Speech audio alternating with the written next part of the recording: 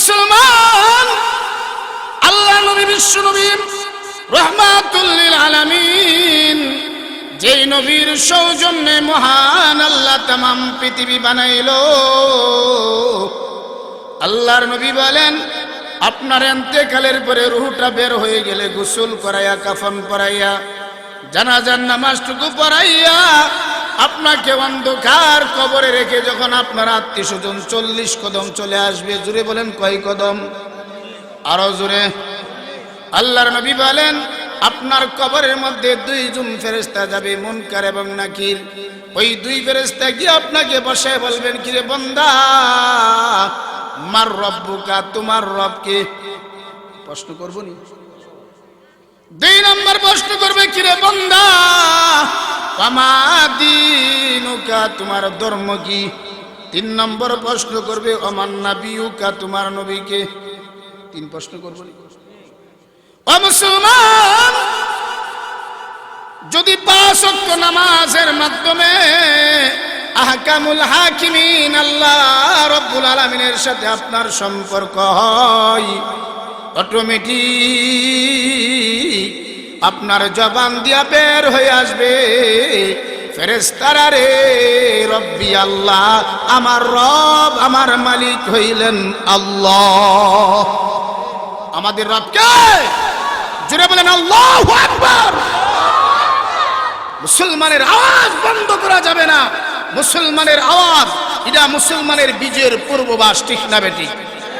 আপনারা জানেন, ভারতবর্ষের এক মেয়ে, যার নাম হলো মুস্কান, আল্লাহু আকবার তাকবীরের মাধ্যমে নাস্তিক বেঈমানদের মস্তকে কম্পন সৃষ্টি করে দিয়েছে। সুতরাং মুসলমানের আওয়াজ, এটা মুসলমানের বীজের পূর্ববাস, ঠিক না বেটি? সুতরাং আওয়াজ ছোট করা যাবে না।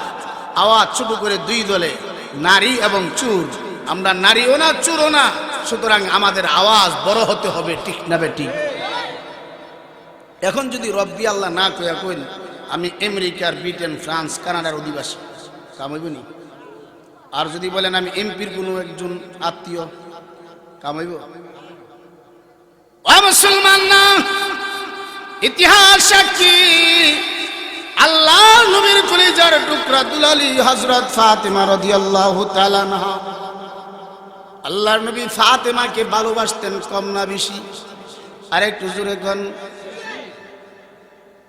আমার ভাইরা, আল্লাহ নবীর কলিজার টুকরা সাহাবী হযরত আলী রাদিয়াল্লাহু তাআলা আনহু দিনের কাজে 1 সপ্তাহ ধরে বাড়িতে নাই।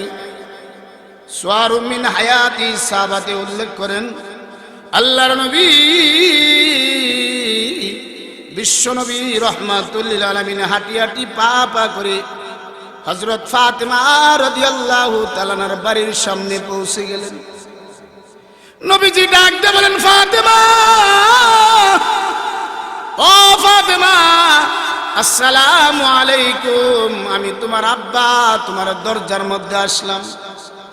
হযরত ফাতেমা ডাক দিয়ে বলেন, আব্বা, আপনি সরাসরি আমার ঘরের মধ্যে ঢুকেন না। আল্লাহর নবী বলেন, ফাতেমা, কেন ঢুকবো না? কারণ বাবা এবং মেয়ের মধ্যে কোনো পর্দার বিধান নাই, ঠিক না বেঠিক? বাইরে আমার জুড়ে কন। হযরত ফাতেমা বলেন, আব্বা, আমার শরীরের মধ্যে এমন পরিমাণ কাপড় নাই যে কাপড় দিয়া আমি আপনার সামনে আমি দাঁড়াইতে পারবো। আল্লাহর নবী বিশ্ব নবী রাহমাতুল লিল আলামিন, যেই নবীর সৌজন্যে মহান আল্লাহ তামাম পৃথিবী বানাইলো, নবীজি চোখের পানিগুলা ছেড়ে দিয়ে নিজের চাদরটা বললা ঘরের ভিতরে ঢিল দিয়া মারলেন। হযরত ফাতেমা চাদরটা দিয়ে আল্লাহর পয়গম্বরের সামনে আসলেন। এ আমার নবীনগরের ভাইরা, আল্লাহর নবী হযরত ফাতেমা রাদিয়াল্লাহু তাআলা আনহার চেহারাটা দেখি চোখের পানি রাখতে পারেন না। মনে হয় হযরত ফাতেমা মনে হয় কতদিন ধরে জনমনাহার, চেহারাটা ভেঙে গেছে, চোখগুলা ভিতরে ঢুকে গেছে। হযরত ফাতেমার এই অবস্থা দেখে আল্লাহর নবী বলেন, ফাতেমা,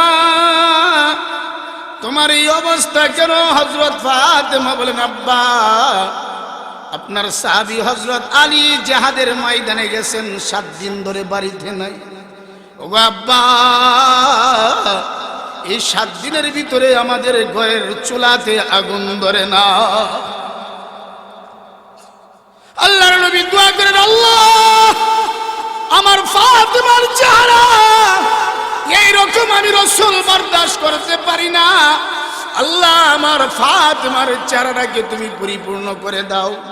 কিতাবে লেখেন আল্লাহর নবী এই দোয়া করার পর থেকে হযরত ফাতেমা অনাহার থাকলো, চেহারা ভাঙতো না। আল্লাহর নবী কথা বলেন, এই দিকটাই নবীজি ডাক দিলেন, ফাতেমা আমার 2 নাতি হাসান এবং হুসাইন রাদিয়াল্লাহু তাআলা আনহুমা তারা 2 জন কোথায়? এমনি করে হযরত ফাতেমা বলেন, আব্বা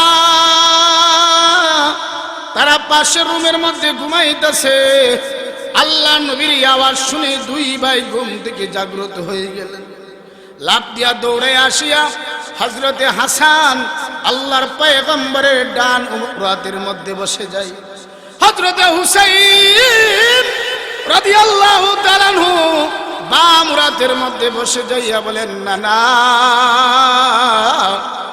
আপনার কাছে আমরা 2 ভাইয়ের কিছু অভিযোগ আছে। অভিযোগ? ওগো নানা অভিযোগগুলা দিব, আপনি বলেন আগে এই অভিযোগ শুননা বিচার করবেননি। আল্লাহর নবী যেই নবীর সৌজন্যে আল্লাহ তামাম পৃথিবী বানাইলো, ও আমার নবী নগরের ভাইরা, নবীজি ডাক দিয়ে বলেন, হাসান রে কি অভিযোগ? ওগো নানা আমাদের আব্বা হযরতে আলী 1 সপ্তাহ ধরে বাড়ির মধ্যে নাই। নানা গো আপনার মেয়ে খালি বলেন তোমাদেরকে খাবার দিচ্ছি, খাবার দিব। হযরতে হাসান নিজের জামাটা উল্টে দেখে বলেন, নানা দেখেন পেটের চামড়া পিঠের মধ্যে লেগে গেছে। 3 দিন ধরে আমাদের 2 ভাইয়ের পেটের মধ্যে পানি ছাড়া আর কোনো খাবার নেই। আল্লাহ নবীর কাছে অভিযোগ করলেন। নবীজি মাথাটা নিচে দিয়ে চোখের পানিগুলা ছেড়ে দিলেন। ও মুসলমান, আজকে দেখা যায় যদি নাতি এবং নাতিন কোনো কিছু নানার কাছে দাবি করে, না দিতে পারলে কষ্ট লাগেনি? হযরতে হুসাইনি একই অভিযোগ বলেন, নানা আমারও 3 দিন ধরে পেটের মধ্যে খাবার নাই। আপনার মেয়ে ফাতেমা বলেন একটু ভরে দিতেছি। ও নানা একটু একটু করতে করতে আমাদের 3 দিন পার হয়ে গেল। ও নানা আমরা খিদার কারণে দাঁড়াইতে পারি না। এক রিওয়ায়াতে আছে আল্লাহর পয়গম্বর নিজের জিহ্বাটাকে হযরতে হুসাইনের মুখের ভিতরে ঢুকাইয়া দিলেন, আর ডান হাতের তর্জনী আঙ্গুলটাকে হুসাইনের মুখের ভিতরে ঢুকাইয়া দিলেন। এবারে ডাক দিয়ে বলেন, হাসান ও হুসাইন তোমাদের পেটের খিদা নিবারণ করো। একটু পরে হাসান এবং হুসাইন ডাক দিয়ে বলেন, নানা গো দুনিয়াতে অনেক মধু খেয়েছি, আপনার জিহ্বার আগা দিয়া এবং ডান হাতের আঙ্গুলের মাথা দিয়া যে মধু বের হয়েছে, এমন সুস্বাদু মধু আমরা 2 ভাই কোনোদিন খাই নাই। ও মুসলমান, একটু পরে 2 ভাই বলেন, নানা আমাদের পেটের খিদারা নিবারণ হয়ে গেছে। আল্লাহর নবী দোয়া করেন, আল্লাহ যে তুই অনাহার থাকুক আমার ফাতেমার চেহারা যাতে আসর না পড়ে। ওরা আমার নবীনগরের ভাইরা, সেই ফাতেমা রাদিয়াল্লাহু তাআলা আনহা পৃথিবীর জমিনে জীবদ্দশা দেখাই, জীবত দেখাই আল্লাহ রাব্বুল আলামিন ওহীর মাধ্যমে জানাই দিলেন, নবী আমার আপনার ফাতেমা জান্নাতি। শুধু জান্নাতি নয়, জান্নাতের মহিলাদের সর্দারনী। আরেকটু জোরে কর না। ওই হযরতে ফাতেমা রাদিয়াল্লাহু তাআলা আনহা পৃথিবীর জমিন থেকে যেদিন বিদায় হয়ে যাবেন, হযরত আলী রাদিয়াল্লাহু তাআলা আনহুকে ওসিয়ত করে যান, ওরে আমার প্রাণের স্বামী, আমি ফাতেমা পৃথিবীর জমিন থেকে যেদিন বিদায় হয়ে যাব, গোসল করাইয়া কাফন পরাইয়া জানাজার নামাজটুকু পড়াইয়া আমাকে রাত্রের গভীর অন্ধকারে জান্নাতুল বাকিতে দাফন করবা। রাত্রের গভীর অন্ধকারে কেন দাফন করবা জাননি? দিনের বেলা যদি আমি ফাতেমার লাশটাকে ময়দানে নেওয়া হয়, দূর থেকে নবীর সাহাবায়ে কেরাম আমার লাশটা দেখে আন্দাজ করে ফেলবে, অনুভব করে ফেলবে ফাতেমা এতটুকু লম্বা ছিল, এতটুকু খাটো ছিল। এই আলোচনা, এই সমালোচনা যেন সাহাবায়ে কেরাম না করতে পারে, এই জন্য আমাকে রাত্রের গভীর অন্ধকারে জান্নাতুল বাকিতে দাফন করবা। কত সতর্ক ছিলেন। আর আমরা দেশের ফাতেমারা কাঁদতে কতটুকু হাইফাই, কাঁদতে কতটুকু মার্কেটে ফার্কেটে আছে না নাই? আরো জোরে কোন। সহিহ নাসাই শরীফের হাদিস, আল্লাহ রসুল বলেন আখিরি যুগের মধ্যে দুইটা দলের আবিষ্কার হবে, যেই দুইটা দল হবে জাহান্নামী। আল্লাহ নবী বলেন লাম আরোহুমা, তাদেরকে আমি দেখব না। এক নম্বর দল হবে যারা গরুর লেজের নেই অস্ত্র নিয়ে মানুষদেরকে ডাকাতি করবে। এরকম ডাকাতের দল বেরোইছে না? আরো জোরে কোন। এই বছর অর্থাৎ 2021 সালের জানুয়ারির ডিসেম্বরের 10 তারিখ এক জায়গা থেকে মাহফিল করে 5 মিনিট শুধু গাড়ি গেছে, হঠাৎ করে ডাকা দেয়, খুব লইলেছে। কিন্তু আল্লাহর মেহরবানিতে আমি বাঁচাইছি, গাড়ি থামাইছে না। পরবর্তীতে মাহফিলের সাথে সংঘর্ষ হয়ে একজন মুরব্বীরে কোবাইছে। এরকম ডাকাতের দল বের হয়েছে কিনা? আরো জোরে কোন। 2 নম্বর রসুল বলেন এমন কিছু নারী বের হবে যারা কাপড় পরে উলঙ্গ থাকবে। এর দুইটা ব্যাখ্যা, এমন ফাতলা কাপড় পরবে তাদের চামড়া দেখা যাবে, অথবা এমন টাইট ফিট জামা পরবে তাদের অঙ্গ প্রত্যঙ্গ যুবক মেফ করতে পারবে। নবীজি বলেন ওই সমস্ত নারীরা পুরুষের দিকে আকৃষ্ট হবে, পুরুষদের দিকে নিজের দিকে আকৃষ্ট করবে, তাদের চুলের ফ্যাশন হবে ভক্তি গুড়ার লেজেন নেই। আল্লাহ নবী বলেন ওই সমস্ত নারীরা জান্নাতে যাইবে, দূরের কথা জান্নাতের জ্ঞানও পাবে। এইরকম নারী বের হইছেনি? আরো জোরে কন। এক জায়গার মধ্যে 3 জন মেয়ে শার্ট প্যান্ট পিন্ধা আসতেছে। কি প্যান্ট পিন্ধা? শার্ট প্যান্ট কি ছেলেদের পোশাক না মেয়েদের পোশাক? তখন একজন মুরব্বী, আমরা সভাপতির মতো, মেয়েরা এই দেশটা তো মুসলমানের দেশ, তোরা যে শার্ট প্যান্ট পিন্ধা আসতেছ। তো চাচা আমরা বিদেশ তাইছি। কইতে আইছে? আর একটু জোরে কর না। বিদেশ তাইছে তো কি হয়েছে? দেশটা তো মুসলমানের দেশ। আপনারা কি বলেন এই দেশটা কার? আরো জোরে বলেন কার? 95 মুসলমানের দেশ। এই দেশের মধ্যে রাষ্ট্র ধর্ম ইসলাম ছিল, আছে, থাকবে, ঠিক না বেটি? এমনি করে 2 জন পুলিশ মহিলা আইছে, এরা কি করে আইছে? ইতা ওই, ঠিক না বেটি?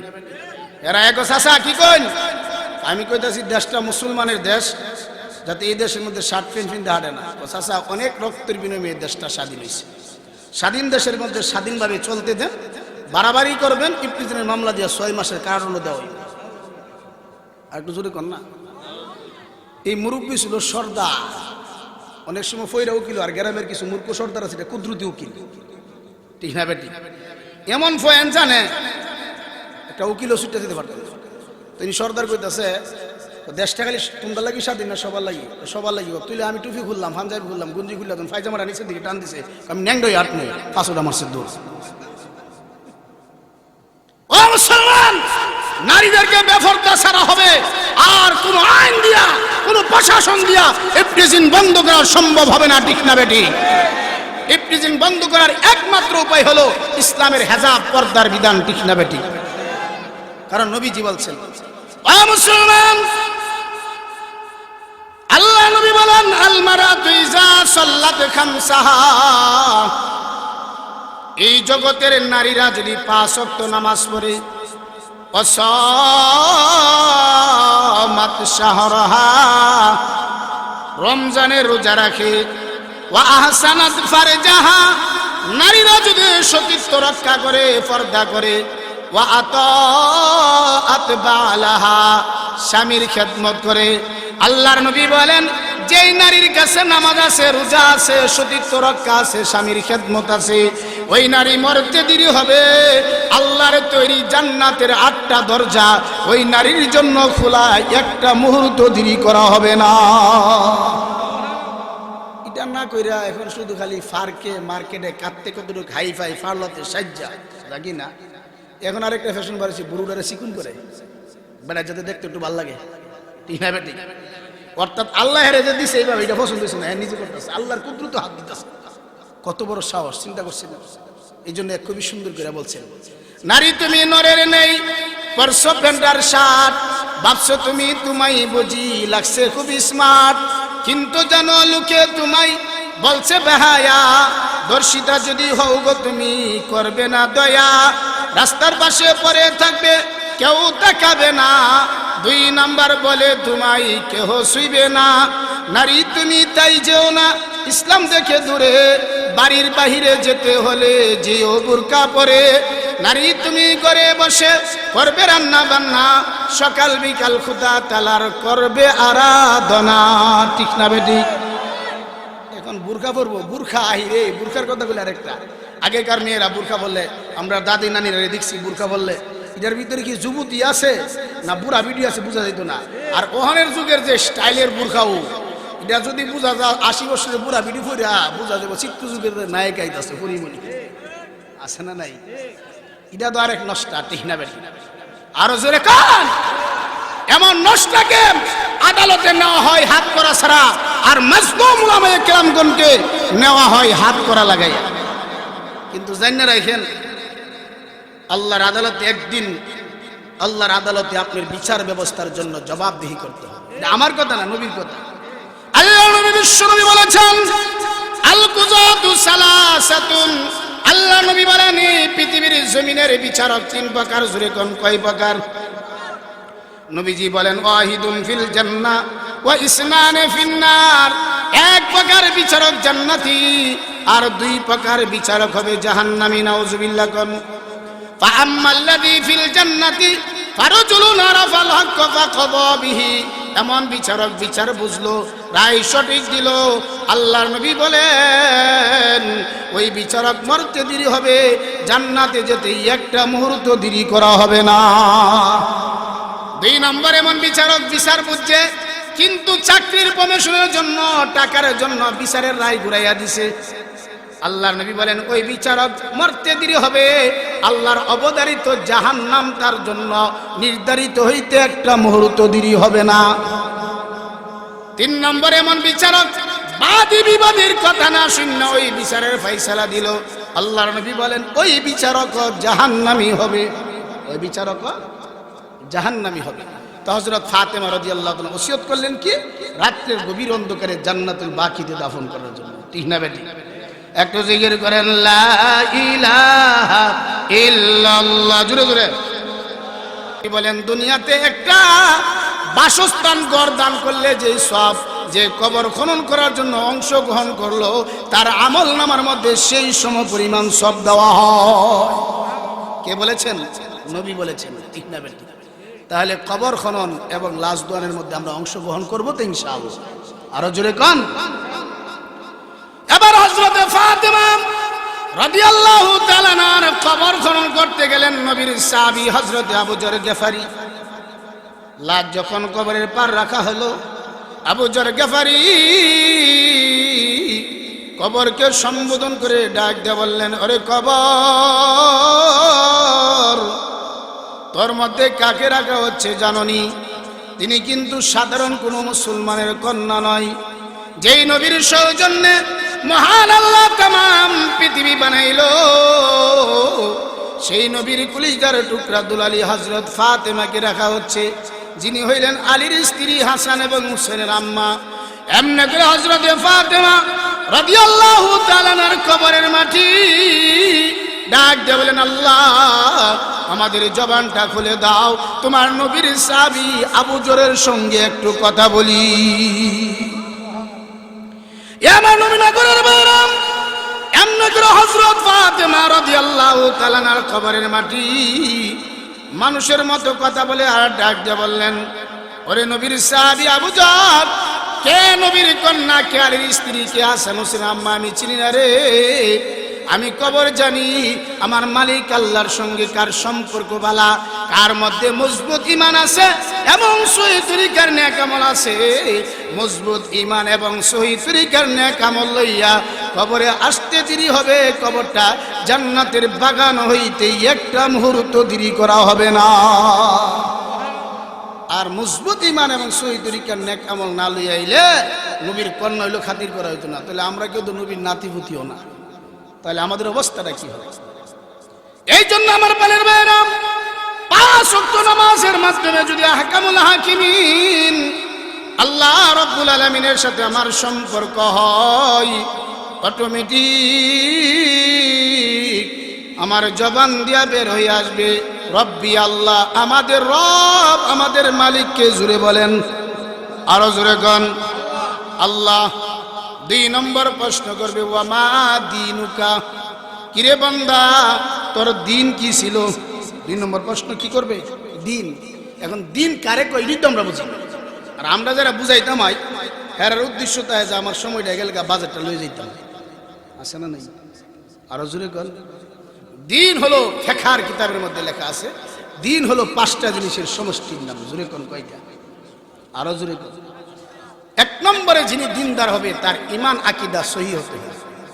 2 নম্বর তার ইবাদত বন্দেগীতে পাবন্দি হতে হবে। 3 নম্বর তার লেনদেন ভালো হইতে হবে। লেনদেন বুঝেন তো? একবারের কাছে থেকে হাওলার টেহা আনছে, দিলাম 1 সপ্তাহ লাগি, 1 সপ্তাহের পরে চাচা টেহাটা দিলাম না, আরে বেটা একটু ধৈর্য ধারণ কর। 1 সপ্তাহ যাইতে যাইতে যাইতে 1 বছর টেহার দেন, এরকম লেনদেন করি না, আছে না? আরো জোরে কন। এক জায়গার মধ্যে এক লেনদেন করি না, টিহা খালি সপ্তাহ শুক্রবারে আইসে, শুক্রবারে আসার ছাড়ে না, যাইতেছে যাইতে যাইতে আগামী শুক্রবারে আইসে, একটা ব্যবস্থা করুন। এ মনে মনে করতেছে অন্য শুক্রবার তো নর্মালি করে, এইবার যাতায়াত করছে মনে দেলাইব। শুক্রবারে গিয়া দেহে পুকুরের পার ঘুরতেছে ভাই চাচা, আজ শুক্রবার তো বেটা দর্শন সংবাদ ও কি তা কই দেখ গাছ লাগাইছে। গাছ লাগাইছেন মানে ও পুকুরের পার গাছ লাগাইছে, এই গাছটা বড় হইলে তো তক্তা কইরা কাঠ বিচ্ছা তোর টেহা দিলাম মই, তুই তো খুশি বই। এই কথা হই না, যে বেটা হাওলা দিছিল বেটা মুস্কি হাসি মারছে। এরকম হাওলা দুই না নিউন্য আছে না নাই? দোকান বাকিরি তাহলে আর খবর নাই।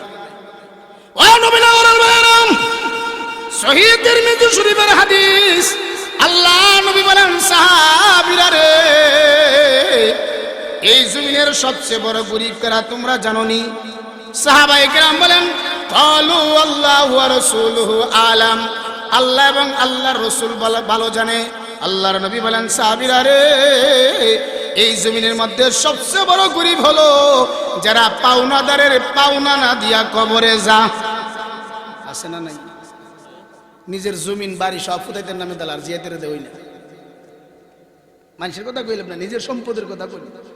নিজের সম্পদের ব্যাপারে ওসিয়ত করা না যায়, কারণ এই সম্পদের মিরাস সম্পর্কে আল্লাহ অকাট্য বিধান কোরআনে দিয়েছে, ঠিক না বেটি? সুতরাং আপনি যে ছেলেরা জ্বালেন মেয়েরা কি আপনার সম্পদের অধিকারী না?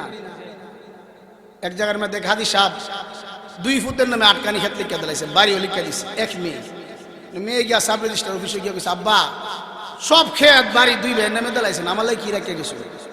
তোর লাগি দোয়া রেখে গেছি, তোর বাতে ফুটে আল্লাহ ঠান্ডা করতো। এরকম আছে না নাই? আরো জোরে কর। কত বাতে হাজার একটারে দিলা, একটা ফুসলে ফুসলে ভাবে লয়ে জায়গা, আরেকটা আর 2টারে বাদ দিলা। না না, এই আপনার সম্পদ ব্যাপারে আল্লাহর বিধিবিধানের বিধান আছে। একটা ছেলের অর্ধেক পাইবে একজন মেয়ে, ঠিক না বেটি? সুতরাং আপনি এই ব্যাপারে কোনো কিছু করতে পারবেন না। এটাও আপনি হকদারের হক নষ্ট করবেন, পাওনাদারের পাওনা নষ্ট করবেন। 3 নম্বর হলো আপনার আচার ব্যবহার ভালো হতে হবে। আচার ব্যবহার 4 নম্বর, আপনার আচার ব্যবহার ভালো হইতে হইব। আচার ব্যবহার বুঝেননি বাবার? এই হেলন কথাই কোন জানো, আছে না নাই? নির্বাচনের আগে দেখা যায় রে কত জায়গা থেকে স্যার কত সালাম কোন বেড়ার লেজের লাগাল পাওয়া যায় না, এরকম আছে না নাই?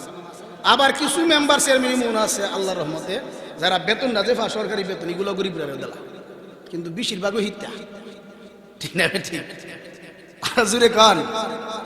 আর আমরা দেশের কেমনে দিত, আমরা দেশের যে ভোটাররা নির্বাচনের আগে একবার এক চেয়ারম্যানে 500 টাকা দিচ্ছে।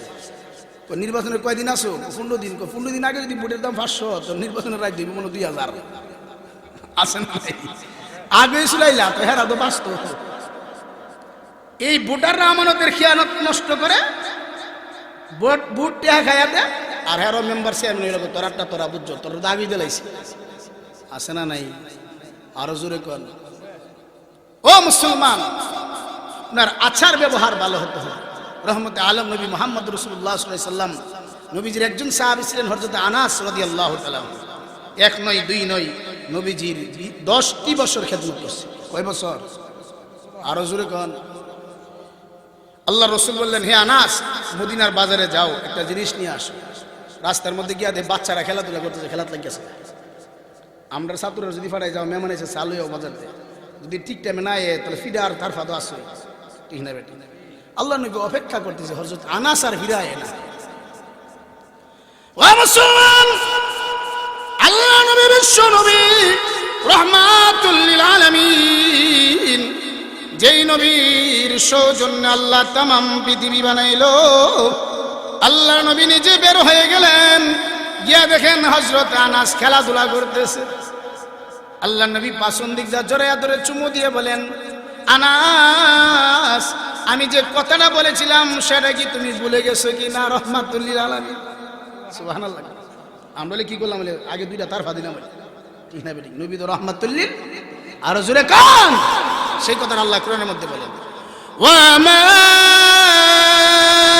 আরসালনাকা ইল্লা রাহমাতাল লিল আলামিন।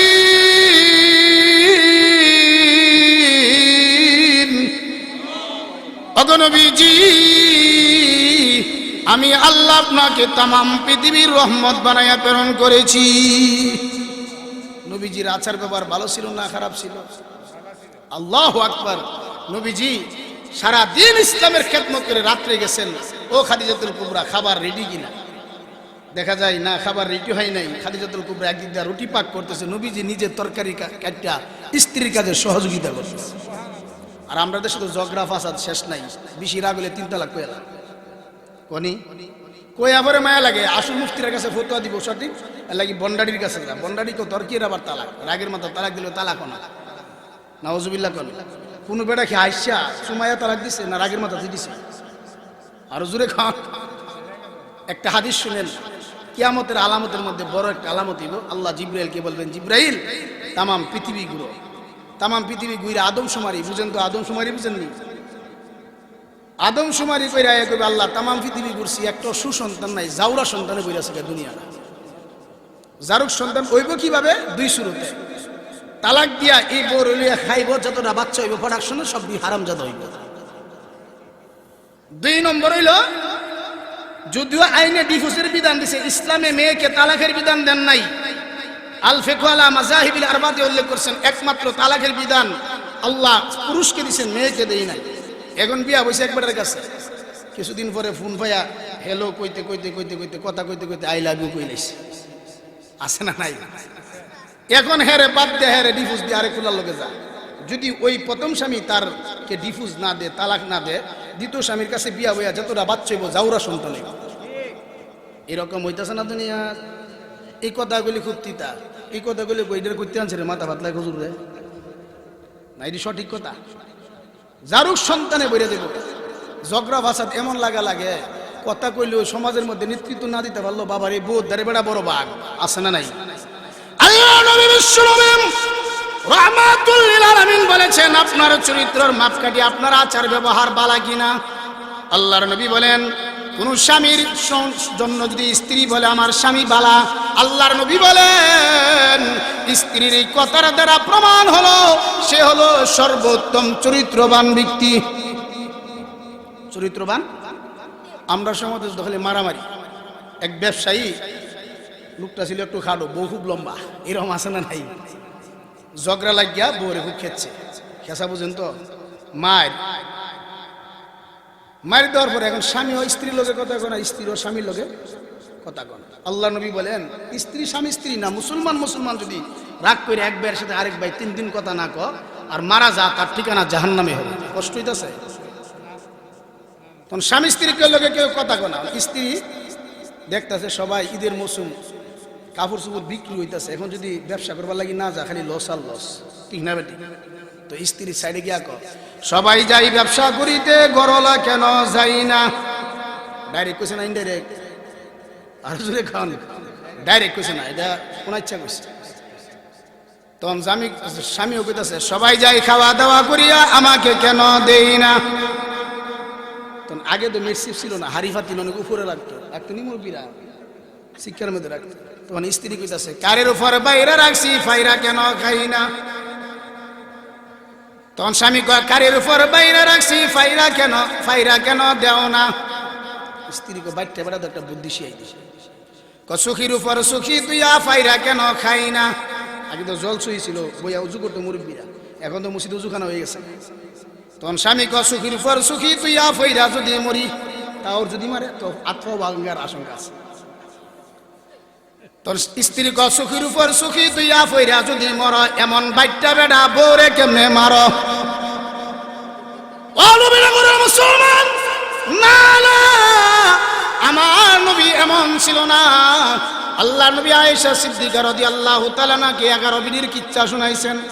সহিহ বুখারীর হাদিস। আল্লাহ নবী বলেন আবু জরা উম্মু জরাকে অনেক শান্তি দিবেন। ও আয়েশা, আবু জরা উম্মু জরাকে যেমন ভালোবাসা দিয়েছেন, শান্তি দিয়েছেন, আচার ব্যবহার করেছেন, আমি রাসূল তোমাদের সঙ্গে এই রকম করছি কিনা? হযরত আয়েশা বলেন ওগো নবীজি, এ তার স্বামী থেকে আপনি কোটি গুণে আমাদেরকে ভালোবাসা দিয়েছে, ভালোবাসা দিয়েছে। হাদিস শরীফ থেকে বলতেছি। আল্লাহ রাসূল বলেন কোন স্বামী যদি স্ত্রীর দিকে তাকায় মুস্কি হাসি দিছে, স্ত্রীর সৌন্দর্য দেখিয়া স্বামী মুস্কি হাসি দিছে, আর স্ত্রীও স্বামীর দিকে তাকায় একটা মুস্কি হাসি দিছে, আল্লাহ নবী বলেন দু হাসার মধ্য দিয়া স্বয়ং আল্লাহ হাসে। ওনা হাসি বউর লোকে না দিয়া দেখিয়া ভাবির লোকে আসে না নাই? আরো জোরে কন, হাসি দিয়ে গিয়া শালীর লোকে। যেটা হালাল, যেখানে মজা করার দরকার, যেখানে বেশি প্রেম নিবেদন করার দরকার, হেন না করে উল্টা করে। আর যত উল্টা করতেছে দেশের মধ্যে অশান্তি তত বেশি হইতেছে, গজব তত বেশি হইতেছে, ঠিক না? এই জন্য মুসলমান, আল্লাহ নবী বলেছেন মহিলাদের ব্যাপারে তোমরা কল্যাণ কামনা করো, কারণ তাদেরকে বানানো হয়েছে বাঁকা হাড্ডি থেকে, সোজা করার চেষ্টা করলে ভেঙে দেবো গা। আবার কোনো কিছু না কইলে তোমারে ফাঁসন দিক দিয়া বেন্টি বেগ দিয়া ঘুরাইব। আছে না নাই? নিউ মার্কেটে গেলে ম্যাডামের সব দাম কইরা কই কর্মচারী ইয়াতে বেন্টি বেগ লিয়া ঘুরে বোর বাসে। আছে না নাই? ও আতওয়ার রাজুলু ইমরাতাহু, আল্লাহ নবী বলেন স্ত্রীর অনুসরণ করবে স্বামী। নবীজি বলেন কিয়ামত তিনি করে আরম্ভ হইছেন। এই জন্য আমার পরের ভাইরা, নরমে গরমে সুন্দর করে স্ত্রীকে নিয়ে চলতে হবে, তাদের সঙ্গে ভালো ব্যবহার করতে হবে। আল্লাহর নবী বলেন সাহাবীরা রে, ঘরের মধ্যে যাও, বিবিকে সালাম দাও, দস্তরখানা বিছাও, এক প্লেটের মধ্যে স্বামী স্ত্রী খাও, এর দ্বারা তোমাদের মহব্বত বাড়বে। মহব্বত বাড়বে না কমবে? এই জন্য আপনার আচার ব্যবহার ভালো হতে হবে। 5 নম্বর হলো আপনার চরিত্র ভালো হতে হবে। চরিত্র বুঝেন তো? ও মুসলমান, আমার এক উস্তাদ বলেছিলেন দুনিয়াতে যদি 2টা কাজ করা যায়, 1 নম্বর চরিত্রের কেলেঙ্কারি থেকে যদি আপনাকে হেফাজত করতে হয়, আর আপনি যদি অর্থনৈতিক কেলেঙ্কারি থেকে বাঁচতে পারেন, পৃথিবীর যেই কোনো জায়গার মধ্যে আপনার সম্মান আল্লাহ বাড়াইয়া দিবে। চরিত্রের কেলেঙ্কারি আর অর্থের কেলেঙ্কারি, ঠিক না বেটা? এই 5টা গুণের অধিকারী যদি আপনি হন, আপনার ঈমান আকীদা যদি সহি হয়, আপনি যদি ইবাদত বন্দেগী 5 ওয়াক্ত নামাজ পড়েন, আপনার লেনদেন যদি ভালো, আপনার কাছে কেউ টিয়া ফানা আর ফাইলও দেলাইন, আর আপনার আচার ব্যবহার যদি ভালো হয়, আপনার চরিত্র ভালো হয়, এই 5টা জিনিসের সমষ্টির নাম হলো দিন। দিন সম্পর্কে আপনি কবরে 2 নম্বরে প্রশ্ন করবে মা দিনুকা, তখন আপনি অটোমেটিক জবান দিয়ে বের হয়ে আসবে ফেরেশতারা রে দীনি আল ইসলাম, আমার ধর্ম হইল ইসলাম। আমাদের ধর্ম কি? আর যদি ইসলাম না কই কোন যে ফেরেশতারা আমরা ধর্ম নিরপেক্ষ ছিলাম, কি ছিলাম? ধর্ম নিরপেক্ষ। ধর্ম নিরপেক্ষর কথার অর্থ হইল আমি মুসলমানও না, হিন্দু না, ইহুদিও না, নাসারাও না, সামারও না। আল্লাহকে ফেরেশতারা গায়েও না, বলত না, বালা করে লাগা। আছে না নাই? ও মুসলমান, আল্লাহর কাছে একমাত্র মনোনীত ধর্ম হইল ইসলাম। জুরেগণ কি? আরো জুরেগণ। আল্লাহ নিজে বলেন ইন্নাদ-দীনা ইনদাল্লাহিল ইসলাম,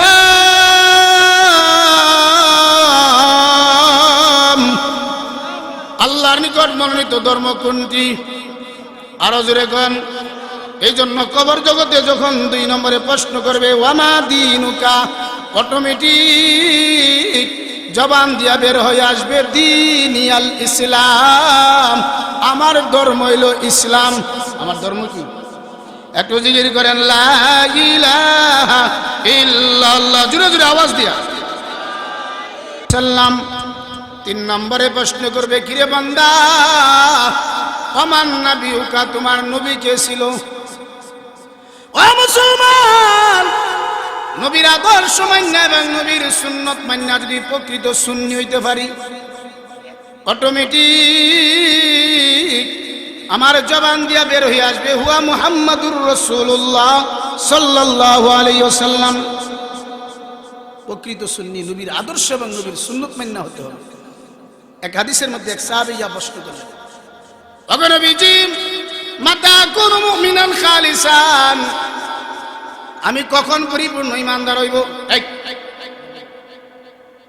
কখন পরিপূর্ণ ইমানদার হইব? রাসূল বলেন, ইযা হাব্বাল্লাহ, যখন আল্লাহকে ভালোবাসবা। সাহাবী প্রশ্ন করেন, ওগো নবীজি, আল্লাহকে ভালোবাসি সেই কথার প্রমাণ হবে কখন? নবীজি বলেন, ইযা আহবাবতা রাসূলাহু, যখন আল্লাহর রাসূলকে ভালোবাসবা। সাহাবী প্রশ্ন করেন, ওগো নবীজি, আল্লাহর রাসূলকে ভালোবাসি সেই কথার প্রমাণ হবে কখন? নবীজি বলেন, ইযা ইত্তাবাতা তরিকাতাহু ওয়াত্তাবাতা সুন্নাতাহু, যখন নবীর আদর্শ এবং নবীর সুন্নতকে ভালোবাসবা, তখনই তোমার নাম হলো সুন্নি মুসলমান, তোমার নাম হলো আহলে সুন্নাত ওয়াল জামাতের মুসলমান। নবীদেরকে ভালোবাসার 3টা পদ্ধতি আছে, শেষ করে দিতেছি, কষ্ট হইতেছে। নবীদেরকে ভালোবাসার কয়টা পদ্ধতি আছে? 1 নম্বর পদ্ধতির নাম হলো ইহুদি পদ্ধতিতে নবীর ভালোবাসা। 2 নম্বর নবীর ভালোবাসার নাম হলো মুনাফিকি পদ্ধতিতে নবীর ভালোবাসা। 3 নম্বর হলো সাহাবী পদ্ধতিতে নবীর ভালোবাসা। ও মুসলমান, আপনাদেরকে জিজ্ঞাসা করি, আপনারা আপনার নবীদেরকে কোন পদ্ধতিতে ভালোবাসবেন? ইহুদি পদ্ধতিতে, না মুনাফিকি পদ্ধতিতে, না সাহাবী পদ্ধতিতে? এবার আসেন, ইহুদি পদ্ধতিতে নবীর ভালোবাসা কারে কয়? আমাদের পূর্বের একজন নবীর নাম ছিল মুসা আলাইহিস সালাম। নরম ছিল না গরম ছিল? মুসা আলাইহিস সালাম তার জাতিকে বললেন, বিশ্ব নির্মাণ চিত্রে ফিলিস্তিনে উনি আগমন করছিলেন, যে বাপ দাদার জমিন থেকে শিরিক বেদাতকে উৎখাত করে আল্লাহর একত্ববাদ প্রতিষ্ঠিত করতে হবে, সুতরাং নাস্তিক বেঈমানদের বিরুদ্ধে জিহাদ করতে হবে। আমরা তো জিহাদের কথা শুনলেই ডরে যাই, না রে তাকবীর, পুলিশ ধরে দূর মারে, আছে না নাই? আরো জোরে কর। অথচ নবীজি বলছেন, ও মুসলমান, আশহাদাউ খামসাতুন, শহীদ হইল 5 প্রকার। জোরে কোন কয় প্রকার? আল মাতুন, যে মুসলমান ইমানদার মহামারীতে মারা গেল। মহামারী আইসিননি, করোনা, ওমিক্রন, আরো কত কোন, আরো আইব সামনে, ঠিক না বেঠিক?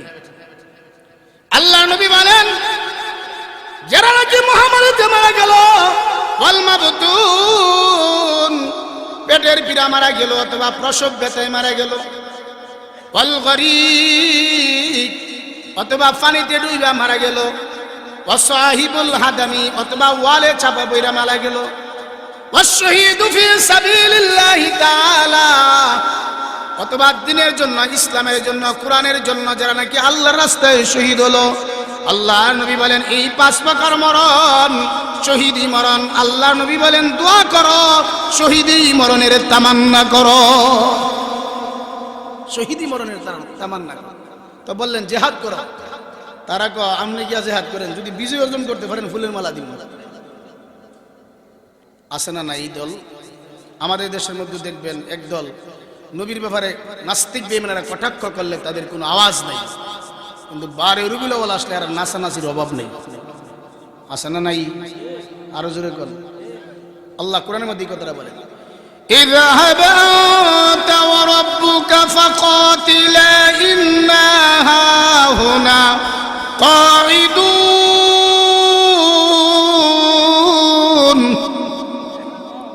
আপনি এবং আপনার খোদা গিয়া জিহাদ করেন, আমরা নবী শুনছি।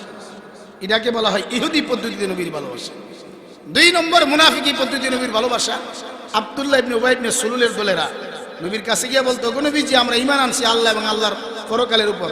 আল্লাহ জানাই দিয়েছেন, ওগো নবীজি, ওয়া মা হুম বিমুমিনিন, তারা ঈমানদার না, তারা মুনাফিক। এরকম মুনাফিক আছে না নাই? আল্লাহ নবী বলেন, মুনাফিকের আলামত 3টি। যারা কথায় কথায় মিথ্যা কথা বলে, যারা ওয়াদার খেলাফ করে, যারা আমানতের খেয়ানত করে, এই 3 আলামত যাদের মধ্যে আছে তারা হলো মুনাফিক। তারা কি?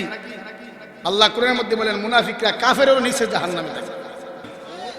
সীমানুর গায়ে আরেক দুই আর ডুহাই দেয়, কোদাল দিয়ে লাইল কেটে আরেক বেটার ক্ষেতের মধ্যে ডুহাই দেয়। এরকম আছে না নাই? আল্লাহ নবী এক হাদিস বলছেন, এটা বললে আমার বয়ান শেষ করে দিতেছি। আল্লাহ নবীজি বলেন, মান আকাযা শিবরাম মিনাল আরদি যুলমান ফাইন্নামা ইউতাব্বিকুহু ইয়াউমাল কিয়ামাতি মিন সাব'i আরদিন। ও আমার আদরের উম্মতেরা, কেউ যদি জোর করে মানুষের অর্ধ হাত জমিন দখল করে কিয়ামতের কঠিন ময়দানে তার গলার মধ্যে 7 তবক জমিনের বিড়ি পরানো হবে। নাউজুবিল্লাহ। এই জন্য মুসলমান, কবর জগতে যদি আপনি 3টা প্রশ্নের জবাব দিতে পারেন, অটোমেটিক আপনার কবরের মধ্যে পুরস্কার আসবে 3টা। 1 নম্বর পুরস্কার হল, আল্লাহ নবী বলবেন, ফেরেশতারা রে, আল্লাহ নবী বলেন, আল্লাহ ডাক দিয়ে বলবেন, ফেরেশতারা রে, আমার বান্দার শরীরের মধ্যে জান্নাতের পোশাক পরাইয়া দে, আমার বান্দার কবরটার মধ্যে জান্নাতের বিছানা বিছাইয়া দে, আমার বান্দার কবরটাকে জান্নাতের সঙ্গে যোগাযোগ করে দে। আফতাহু বাবান ইলাল জান্নাহ।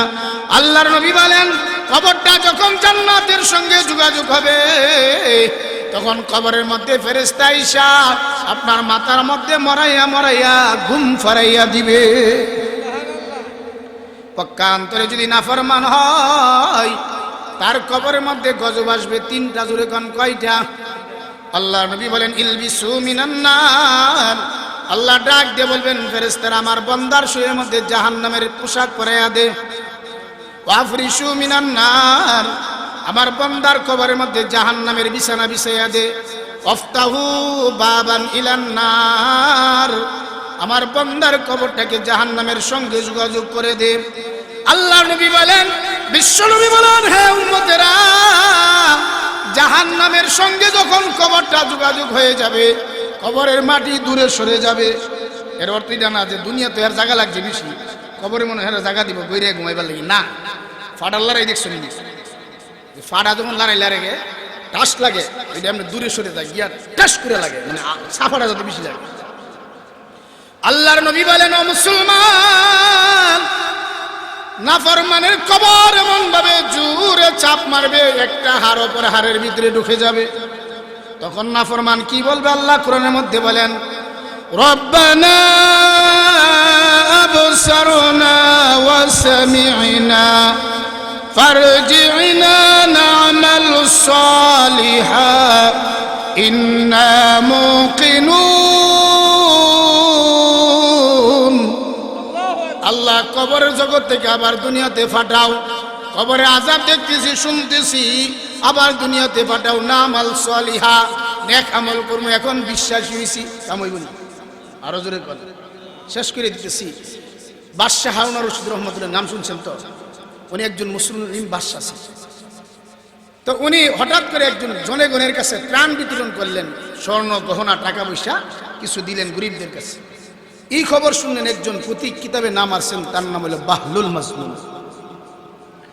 এই প্রতীক খবর শুনে আস্তে আস্তে বাদশাহ জাহাপনার কাছে গেছে, গিয়া বলেন, বাদশাহ জাহাপনা, শুনলাম আজকে অনেক টাকা পয়সা দান করছেন, এর ধারাবাহিকতা আমিও আপনার বাড়িতে আইছি। বাদশাহ হারুন বলেন, ও বাহলুল, আইসোফ আছে, দেওয়ার মধ্যে কোনো কিছু নাই। অন কইতে পারবো না যে চেয়ারম্যান সাহেব আরো দিন, কইতে পারবো? ক্ষমতা আছে। বাহলুল মাজনুন কাছে দেওয়ার মতো যেহেতু কিছু নাই, তাহলে আমি যাইয়া রওনা দিলাইছে যাওয়ার লাগে। বাদশাহ হারুন ডাক দিয়ে বলেন, বাহলুল দাঁড়াও, আমার বাড়িতে আইসো, বাদশার বাড়িতে খালি হাতে যাবে, এটা কিরকম কথা? নাও, এই লাড়িটা তোমার আমি উপহার দিলাম। কি দিছে? একটা হাতের লাড়ি। বাহলুল মাজনুন লাঠিটা লইয়া জায়গা। বাদশাহ হারুন ডাক দিয়া বলেন, বাহলুল, তোমার যে লাড়িটা দিলাম, তোমারতে যদি আরো বেককল নির্বুধ বুকা পাও, লাড়ি হেরে দিলাই, তুমি রাখতে পারো। বাহলুল মাজনুনকে যাও একটা লাড়ি দিছে, এটা আমার মালিক বানাই দিছে না, আমার সে বেককল ফেলে হেরে ফেলে দিলাই। বাহলুল মাজনুন লাড়ি লইয়া রাস্তায় ঘুরে প্রতীকের মতন আর হেরসে বড় বেককল বিচারে। কিছুদিন পরে শুনতে পেলেন বাদশাহ হারুন অসুস্থ। কি হইছে? অসুস্থ হইছে। আর অসুস্থ যখন দৈরালা, দেশের রাষ্ট্রপ্রধান হইল, তাহার ক্ষমতা নাই, থাকতে পারছে এই জগতে। বাহলুল মাজলুম এই খবর শুনে আস্তে আস্তে লাঠি লইয়া বাদশাহ হারুনের বাড়িতে আসে। আল্লাহ নবী হাদিসের মধ্যে বলেন, একজন মুসলমান যদি অসুস্থ হয় আরেকজন মুসলমান গিয়া দেখতে যদি এইভাবে মাথাতে হাত বোলা, নবীজি বলেন হাত বোলানোর সঙ্গে সঙ্গে যে রুগী দেখতে গেল তার উপর বৃষ্টির নেই রহমত বর্ষিত হইতে পারে। তো বাহলুল মাজলুম বাদশার মাথার মধ্যে হাত দিয়ে বলেন, বাদশাহ যাবো না, খবর পেলাম আপনি বলে অসুস্থ। কহা বাহলুল আমি অসুস্থ।